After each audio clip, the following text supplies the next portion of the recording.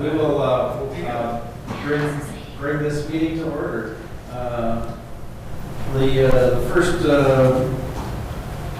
job on our agenda here is the consent of minutes found on page 1.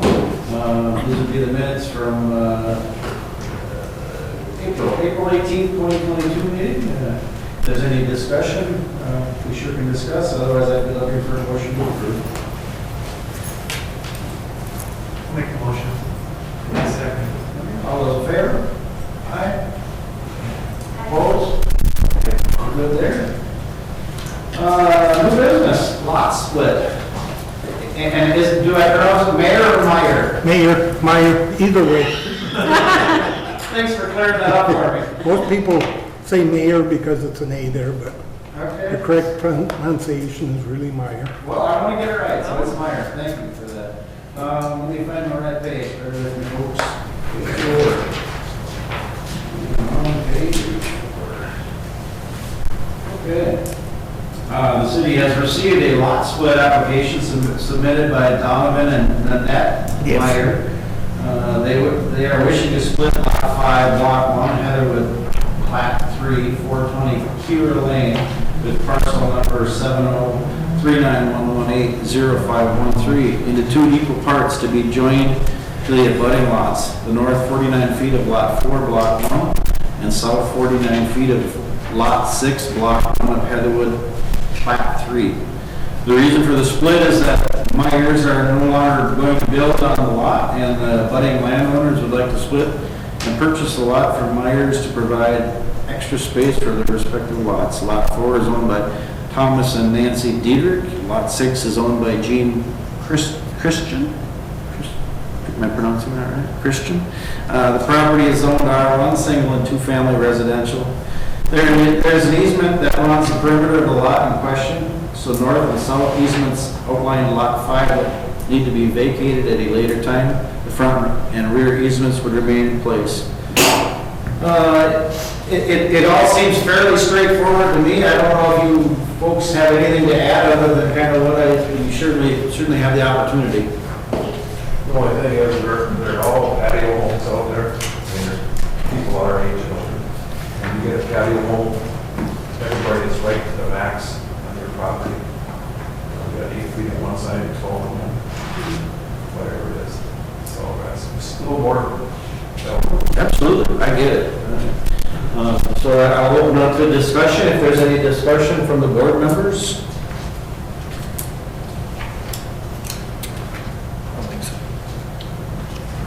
I'm good. You good? Okay, well that was easy. We do have it's not really a worksheet this time. I kind of smiled when I read through it earlier, Jennifer. Would you like me to read all of it? Should we just be looking for a motion then? Correct. To grant or deny? Okay. I would make a motion to grant the lot split as proposed, and I'd be looking for a second. I second. All those in favor, aye? Aye. Opposed? That was that easy. Congratulations on your new property. Absolutely. Well, what happens is your recommendation that you just made goes to council. I apologize. And then they'll hold a public hearing, so it's not quite done yet. Didn't mean to speak that. This one step is. We'll take your word for it. It should be. It's that easy. Thanks. Thank you. Thank Ladies you. and gentlemen. Thanks. Thank you. Thanks, Bill. Thanks, Jennifer. Yeah. Okay, let me get back to my front page. Okay, lot split done. Zoning ordinance, page 11. We went through this with pretty significant detail, and looks like the changes I didn't read it page for page, but I compared on the one he sent to the email. It all looked, the things I looked at looked good, so. So Bill and I, or actually Bill, we found a couple just grammatical things that we're still going to change. So on page 19, number 4, up to should be crossed out and it's back in. It should say 6 feet in height and shall screen not less than 80%. So we're just going to take out the fencing thing. Yep, and then on page 51, We're gonna add in a couple words just to make it a little bit more, I think, necessary. It's on 51B6. On the bottom, it says used dwelling or manufactured homes with the passage of a pre-moved building inspection conducted by the city's building official. So we're gonna add in the passage of a pre-moved building inspection. I see, so not only does it need to be inspected, it needs to be passed the inspection. That makes good sense, doesn't it? It'll pass once they've completed all the requirements. Sure, that makes sense. So those are the three things that we came up with from the red line document that you got emailed to you late April. Well, I said more than my piece at our last meeting, so I'm good. I couldn't go back to the board. Katie, if there's anything you'd Oh, like. yes, I have things. You have the floor. I do. Okay, so 36-4B, which is at the very top. What page? I have it on a doc. I do not have the actual page numbers. And this would be the revised, not the original, right? Am I- Correct. Okay. Yep. It is the one that Jennifer had sent out, so it would be 36-4B. 36 for definitions, is that what we're under? Yes. 36 4B, yes. Under farm animals, what are the odds? And I would like to, on A, after domesticated rabbits, I would like to add and chickens. And under B, I would like to remove the word chicken after poultry. So then under A would read domesticated rabbits and chickens, fish, non-poisonous, non-venomous, and non-constricting reptiles or amphibians or other similar animals.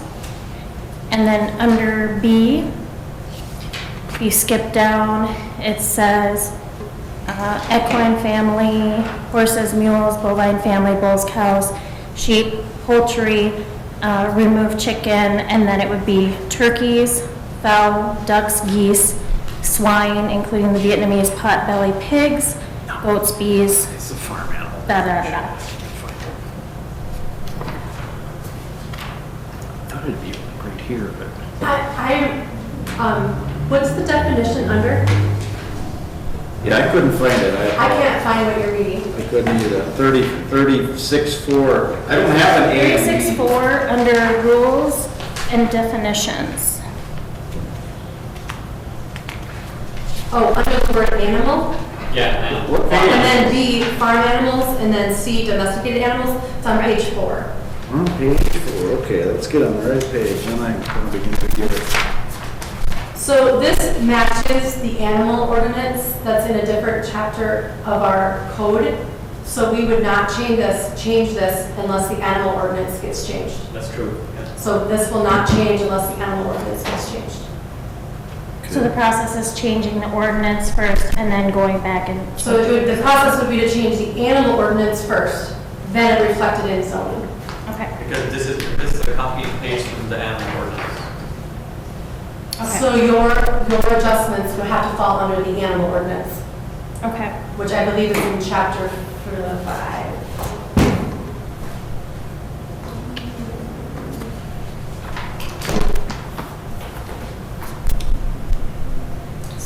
Chapter 6.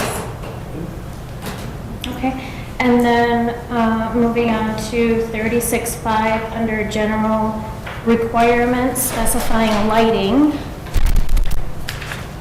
Jennifer, could you reference what page that is? I'm still trying to find it. We talked about lighting. So, the lighting that you asked us to put in is on page 20, the exterior lighting section under 2A.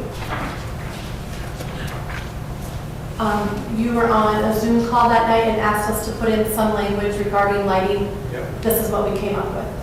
Okay. Well, Is it's there- on the last revision, which I wouldn't have with me. Oh, yes. Okay, okay. Yep.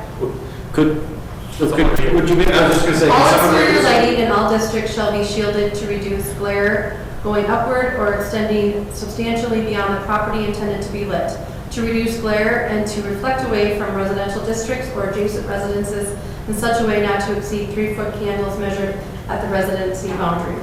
All lighting in all districts used for external illumination of buildings shall be placed and shielded as to not interfere with the visions of persons on adjacent roadways or adjacent properties. Outdoor lighting shall be maintained so that such lighting is stationary and constant in intensity and color at all times when in use.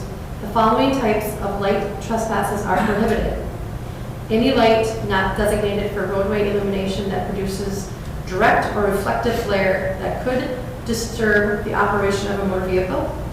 Any light that may confuse with or construed as a traffic control device except as authorized by the state, federal, or local government. Unshielded light.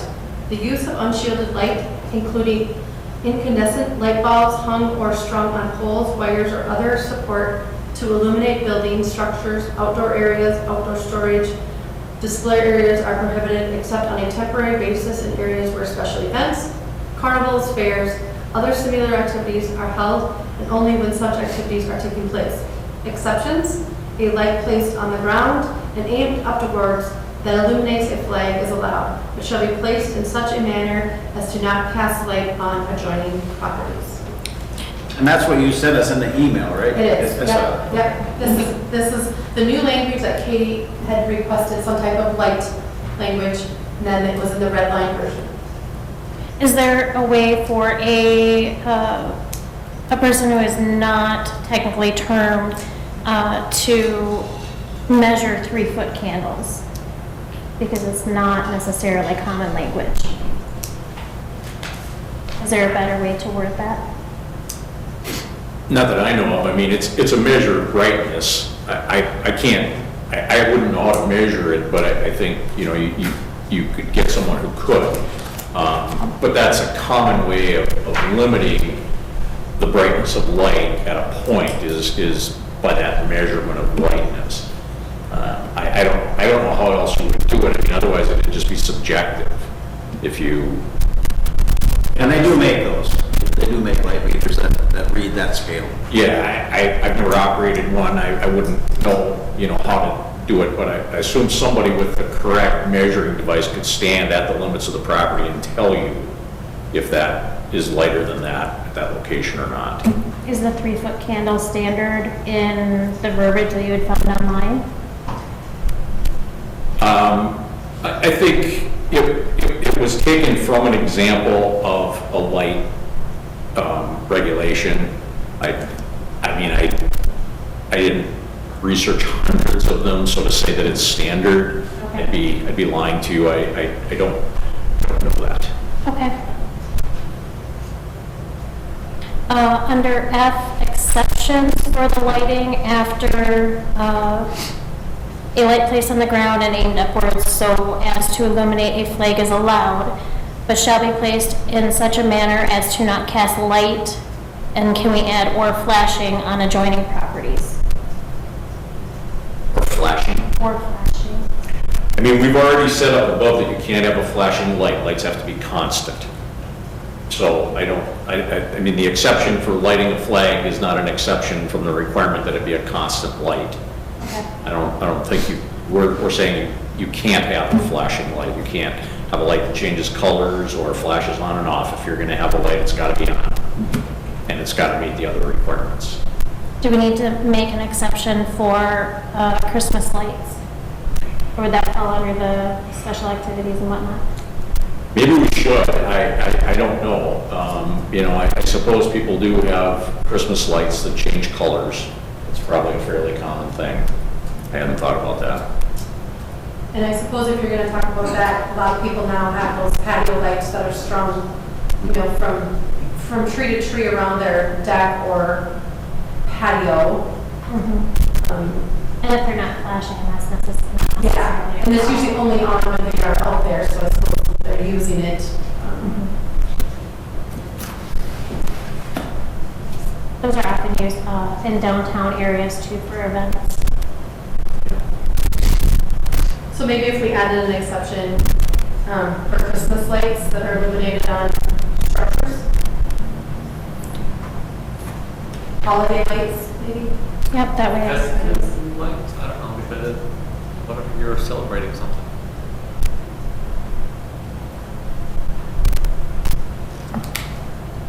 Well, if you celebrate 4th of July, it would be a holiday, I suppose, it would still be considered a holiday. Well, that'd be temporary. Yeah. Special And so would, Christmas or. New Year's, Yeah. Mhm. Holiday lights. Yep. Okay, so we will add in some language on holiday lights on page 20. Is there something else that somebody brought up? Was there another exception that I can't remember? Just, sometimes you have those patio lights that are strung, but, I think that's still kind of a special event. You're out there, you don't have them on unless you're out there enjoying your bonfire or whatever. Not only that, but they're fairly low lumens. I Yeah. question whether you'd hit the candle power at the perimeter of your. Yeah, they're more of a golden color, they're just kind of. They're pretty moving. medium. I don't think that's a. Unless they're changing, unless they're flashing or changing, I don't think they'd be a problem. Right. And then the other three are all related. It's under structures. So, no, better go in order. Section 3610, with the sign restrictions. In other areas, in other cities, they've had a very large problem with they're like huge billboards, and then they have the lettering on them to have special events and that kind of thing. And they turned into kind of permanent structures that couldn't get moved. So is that addressed in that, as far as like a temporary sign, but it's not a political sign? So we're talking about like what the high school has for their community ed, it says summer concert series. It tipped over during the storm. We have been fairly lenient on those types of signs. I know like the fire department uses it when they have their fundraiser supper, and I know the Backdraft will probably use one with it when they have their dance. In the event that becomes a problem here, Typically if we had a complaint on those signs, we would, probably put the letter to the law. But right now, those signs, we've just been kind of saying, it's not causing anybody any trouble. They're usually advertising like a concert in the park. I even think Bill Ludwig puts one out when he has a wine sale in that little boulevard, like Shields there once in a while. But I'm sure it would fall under like temporary signs. that are not political. Okay. And then the other ones are related and regarding R1, R1A, and I think I'm missing one. R2. It has to do with building dimensions and having them not less than 800. So due to housing shortages and the shifting of people having very large families to living single or not having kids or not getting married, we're going to need to have some alternative solutions for alternative lifestyles. And that includes making sure that people are able to afford to buy a home that's either a studio home or a tiny home, something that's smaller in size. And so just thinking of future development and planning for limited resources of land and making sure that we have the availability for future generations to own their own home, I'm requesting that we have that changed to 500 feet of a minimum rather than 800. I brought that up at the initial discussion, questioning the 24 by 24, which came up to 526 or something, and Brad addressed it, that's in the Minnesota Building Code, and so the city has adopted the Minnesota Building Codes, so that technically can't be changed unless there's an alteration of whether the city wants to continue adopting Minnesota Building Codes. Am I stating that correctly? Please correct me if I'm wrong. I think we could probably do something in a planned unit development. Yeah, so what Katie is talking about is like high density living. But Bill, you are exactly correct. You had actually brought that up to Brad when he was here, and he couldn't be here tonight. And he goes, is there any building questions gonna go? I'm like, oh, no. But he did say that's a building code, and I definitely would refer that on to Brad, but he did address that. Was that 800 feet? Yeah, and I believe I would be on the same rail as Bill here, that if we wanted to do a higher density living with maybe a smaller square footage, we would do it through like a common interest community or a PUD, a planned unit development. Yeah. And then you have different, you follow different rules and different restrictions. Have we addressed like a tiny home development in here? We have not, because it's just not something that we've had any interest in.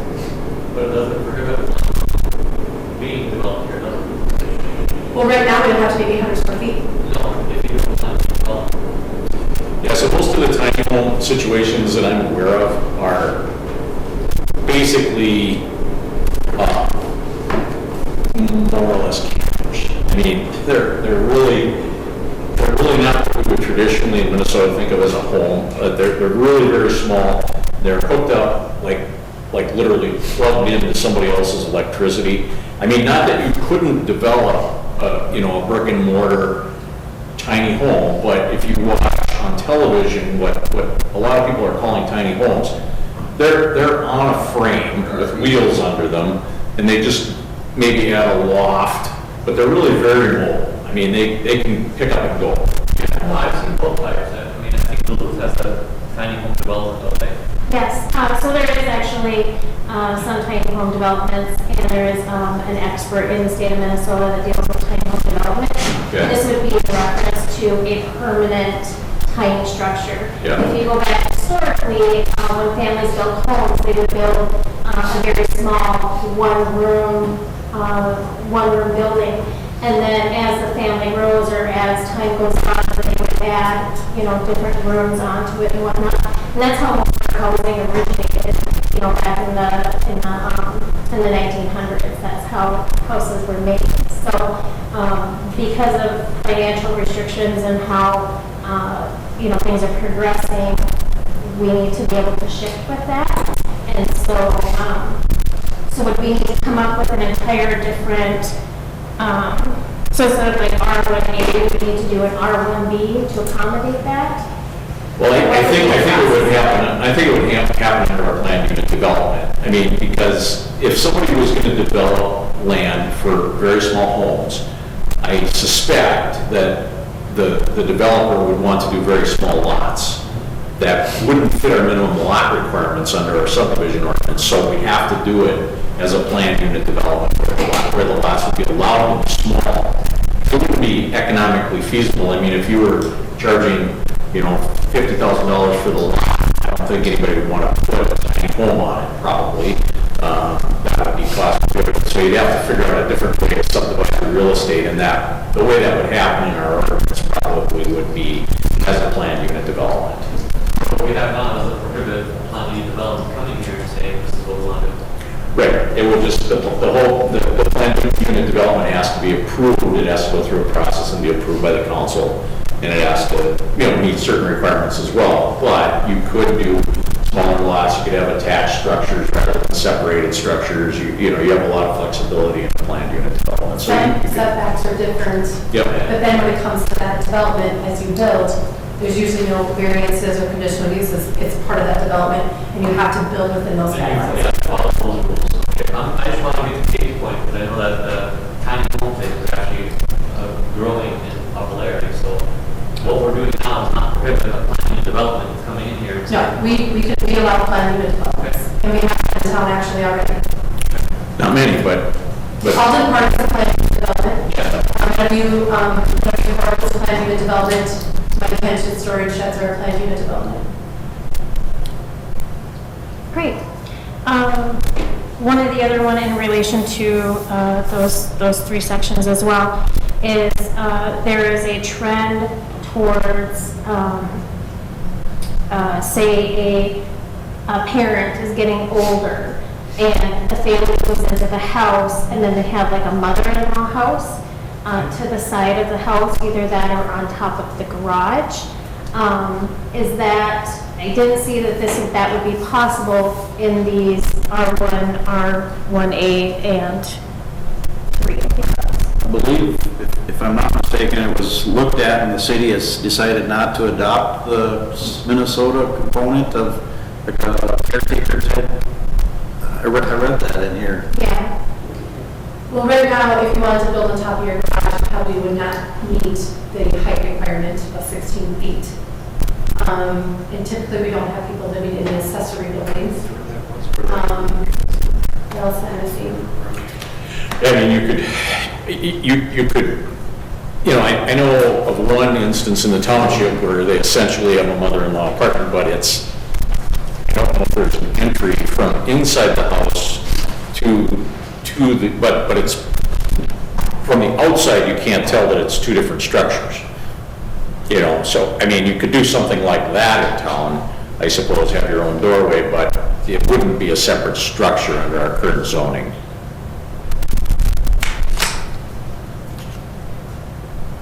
It looks like Jennifer's thinking.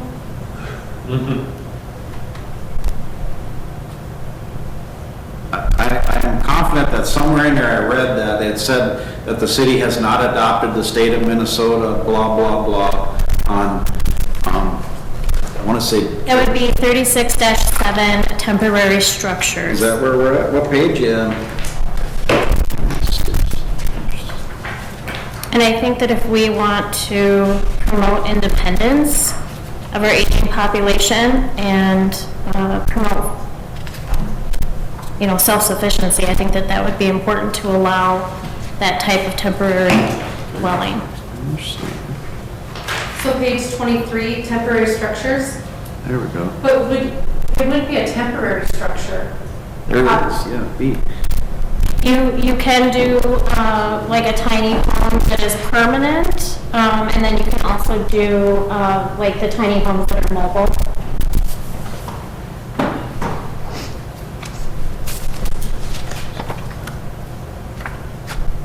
So you see what I was referring to? Yeah. That's what I remember reading about. I don't know how that, I don't know if that's what you're talking about, Katie? Yes, so That's I'm exactly what hoping you that said. we can make accommodations so that when people have aging parents, that they're able to take care of them rather than put them in a nursing home if that's what they so choose to do. And then it also promotes home ownership for, you know, families that are taking on the new home. And the other thing is, if it was an older person, they wanted to have extra income and they wanted to move into a smaller area and rent out the larger area, then that promotes, you know, some income for them as well. So it's just different ways of living and creating community wealth. Yeah, I honestly have no idea what MSA 4623593 involves. I'm completely ignorant on that. That's okay.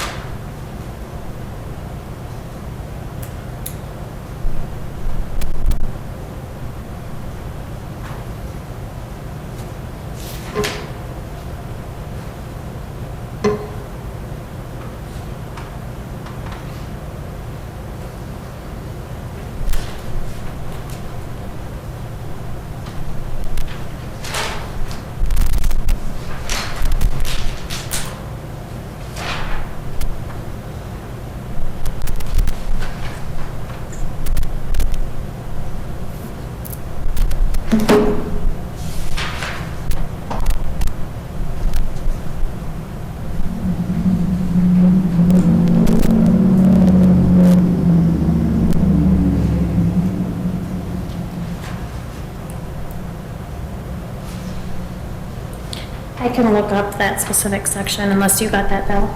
I just looked it up. I mean, it basically, you know, it says, if you adopt this section, then on a temporary basis, the family can move in a structure assembled off-site, no more than 300 square feet, not attached to a foundation, designed to meet state code accessibility standards, provide access to water and utilities.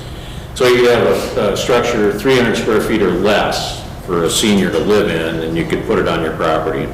And it's got to be temporary, whatever.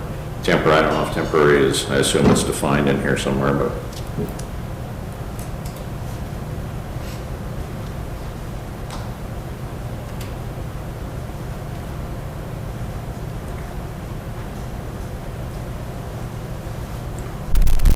I mean, we obviously don't have anything that prohibits providing care for a family member with a disability, but we don't allow you to move a temporary structure onto your property to accomplish it. In my experience, most people that are looking at the issue of caring for an older family member are older themselves and have room. But I'm sure there's exceptions to that. But that's the typical scenario, is that you've got empty nesters whose parents are growing old and they have room in their home for their parent or parents to be, if that's what's desired. But I guess there I'm sure are exceptions to that where it's people that don't have that luxury.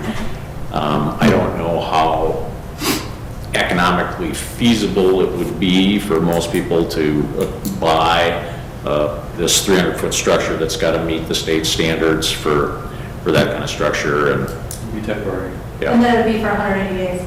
Yeah. And so that was a discussion at council at the time that became an option to opt in or opt out. They chose to opt out. Whether this council would think differently of that, I don't know. I mean, that was just a discussion that took place In 2016. when this statute was adopted at the legislature, and we opted out of it. So that's all I can tell you, is that was the majority of the council felt that way at the time. Whether that's wise or not, I can't judge. I just know that was the decision that was made. It was talked about, and that was the direction I went with it. So. Discussion?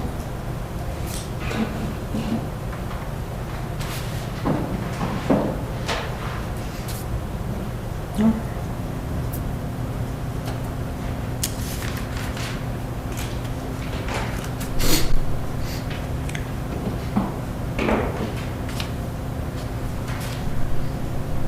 Okay, and then, oh, no, I lost it. Jennifer, can you tell me what page C1 Central Business District 61? permitted uses is correct? 61. Okay, 61. So in 61, at the very bottom, is that where I would put this request, Jennifer? Is that the bottom? Or where would I put this? Well, it would just be somewhere in the permitted uses. So anywhere on page, 61 under permitted uses, 62 under permitted uses, 63 under permitted uses. Okay, so I would like to suggest that under permitted uses, back in 1992, Jennifer?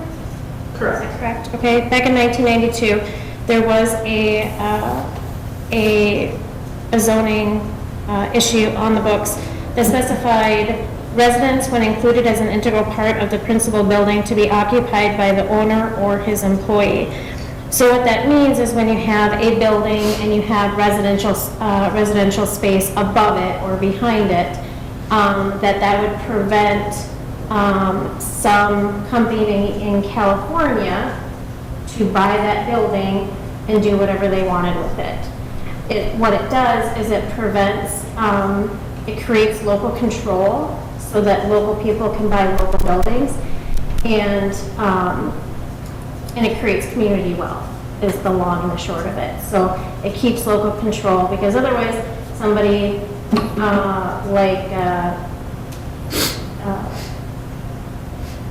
Amazon's guy, whatever his name is, he could come in here and decide he was going to buy up all of Painesville, and though that's unlikely, it is a possibility that it could happen. And so I think we need to protect our own and protect our local people and our local businesses, and reintroduce that into.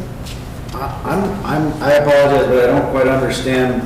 You're saying it was in here and then now it's not, Yeah, there was a provision, so, just to challenge Katie a little bit on her thinking on that, though, I mean, if Steve Bezos bought everything downtown, he could still have an employee live in every building under the scenario that you want to put back. I mean, it wouldn't matter where the owner lived, if he had an employee that worked for the business that he stuck in that building, under the old ordinance, he could have somebody live there.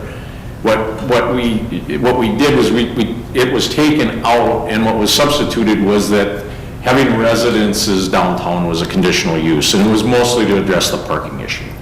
I personally was happy to see that go away. I thought it was, number one, it was fairly unenforceable, but number two, it was the concept that, for me to own a building, which I do, I couldn't rent out the upstairs of that building unless it was by the letter of the law, unless it was to an employee. Am I understanding that correctly? Yeah, that was the, I mean, I thought it was terrible. part of it was it kind of got away from us when we said it had to be somebody, either the owner or an employee. We never knew, and I mean, unless you asked, you didn't know, and there was people living upstairs, but who knew, and it kind of got away, and we had quite a few situations where then there was more than one apartment, and pretty soon, and you didn't know about it, I mean, it just happened. People do their own handiwork, and they got people living there. Well, I mean, I guess that's always a problem with any ordinance. Enforcement is always a problem. It's troublesome. Sometimes you don't find stuff out, and then you're like, oh God, now what do we do? But that was the way that we tried to address it, was by saying you can have residential downtown. You just got to get a conditional use permit, and mostly the requirement for the conditional use permit was to address the parking issue. That was the thinking anyway. I don't know if it's not a perfect solution, but that was the way people were thinking about it. And I would comment from a personal experience that works pretty well. I mean, ultimately, are there apartments downtown? Absolutely, and do we have a law that says they can't park on the street? Yes, we do. And if they do, they get towed away. And so I think ultimately, it's a reach for me to understand the benefit or the motivation of your... The motivation would be to keep local control and local people owning local buildings, as opposed to outside entities buying up excessive property. When we have people that don't live in our community and they're going building to building saying, can we buy this property? That's kind of concerning, and that happens. And why is that concerning? Why is it concerning? If they don't live in the state of Minnesota? Are you seriously asking me that? I'm seriously asking you that. If they're paying their taxes and they're maintaining the building, I'm asking you why that's concerning. Right, because it's upkeep, it's making sure that the viability of the building is maintained. It's ensuring that it's taken care of, that there's not drugs or other things that are happening within that building. And I agree with all those statements. What I'm wondering is, how is that any different if someone owns a building but doesn't live here, or if someone owns a building and lives here? I'm trying to connect that, and I'm struggling. How is that different? If somebody buys a building here, but they live in Wilmer? Yeah, well, what I'm saying is, even if they live here, I don't understand and I'm not being a smart ass, I'm asking because I don't connect those dots of how what difference does it make? If someone owns a building here, we have codes in place to maintain, to address blight, to address public nuisance. If someone comes here, buys a building, pays the taxes, and maintains that building, I'm struggling to understand what difference it makes. Because I can come to your house and I can knock on your door and say, hey, we have a problem with this. We know each other. Yeah. There's communal benefit and community within that relationship, right? Okay. So, for example, in St. Cloud, because I was originally from St. Cloud, we would have buildings that were bought, and there would be drug runners in and out of that house. Yep. They would have multiple rentals coming in and out. We had no idea who was coming in and out of those buildings. it would take years before we would have enough evidence to actually send in a SWAT team to take out these houses. And by then, there's, multiple problems within that neighborhood and within the community at large. And it was impossible to reach the people that owned this building. They provided fake names, fake addresses, they had managers that weren't actually managers. And so there was no way to enforce anything until that house was raided several years down the road. And then, it was unsalvageable and it had to be torn down. So it's about local control. It's about protecting the community and the other business owners that are around it, and ensuring that, future people that live in this community are able to purchase properties. I respectfully disagree, but thank you for that That's okay. explanation. We disagree sometimes. All good. You still have the floor, I'm sorry, unless there's further discussion on that. We could remove his employee. So residents, when included by an integral part of the principal building, to be occupied by the owner.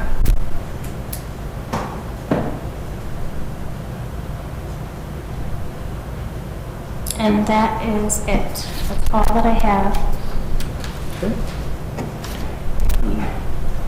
Randy or Josh, any concerns or things you'd like to address? You certainly have an opportunity. I don't think so. So, barring other further discussion, we have three options. Option A would be the revised Chapter 36 of City Code of the City of Painesville entitled Zoning be adopted as presented at the Planning Board meeting of May 16th, 2022. Or Option B, the revised Chapter 36 of City Code of City of Painesville entitled Zoning as presented at the Planning Board meeting on May 16th be adopted with the following additional revisions, which I'm sure Jennifer has been diligently documenting the requested alterations. Or Option C, the revised Chapter 36 of City Code of the City of Painesville entitled Zoning be rejected, and the zoning ordinance as it now exists remain in place without changes. And whatever you recommend, that motion will go to council. Because of a scheduling conflict, initially you were aware that we were going to have the zoning ordinance public hearing on the 23rd. That had to be moved. It's now going to be on the 13th of June. Because the council meeting got moved from the 23rd to the 25th, I could not get it published. The paper had already gone to press, so I was not able to get it published after the meeting on the 9th. So the morning of the 10th, I could not get it published. So they'll be studying that. No matter what your recommendation is, the formality is still to hold the public hearing. I would like to make a motion to approve Option A, the revised Chapter 36 of City Code and City of Painesville entitled Zoning be adopted as presented at the Planning Board meeting May 16th, 2022. So I have made a motion and would look for a second if there was such one. Can I interject just for a second with those grammatical changes that I had presented? Yes, obviously. Yep. As presented with the alterations from administration. I'll second it. I have a second. All those in favor say aye. Aye. Opposed? Nay. That carries. 3 ayes and an opposition. Going back to our front page.